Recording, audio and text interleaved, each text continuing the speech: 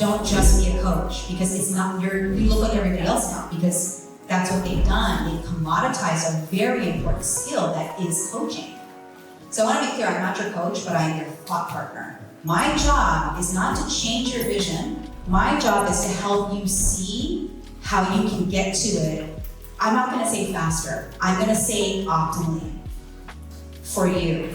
That you can actually succeed at doing it and far exceed what you ever dreamed of. And we need more thought partners out there, I think, with reflecting with strategy, not just tactics. Now again, love tactics, need execution. Because without execution, that's what really comes alive, right? This is what people touch and feel are the tactics. That's what they feel. Strategy is the what. Strategy is the ingredients.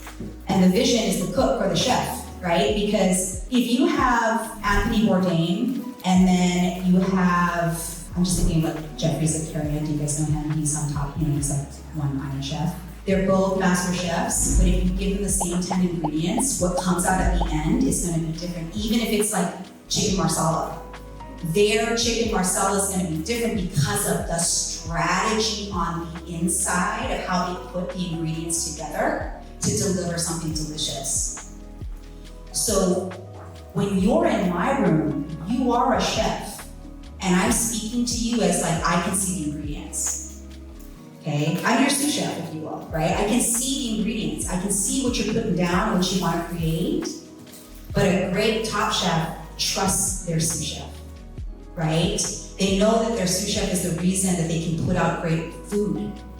And so, what I'm going to teach you today is how I thought partner with you. How I want, when we talk about your dream, your vision, how I'm going to be looking at it. And that's what we call the Thought Leader Success Stack. This is my 3x3 framework by which I look at your business, your brand, and your book all together. And when I say book, because this confuses people because you've been trained to think tactically instead of what I'm trying to get you guys to get. Because people are like, oh, I already have that book. This is not gonna work for me. What are you talking about? Have you sold many books? Is your book supporting your business and your brand? So it doesn't matter if you've written a book, it doesn't matter how you published it, whether it was self-pub, hybrid, or traditional.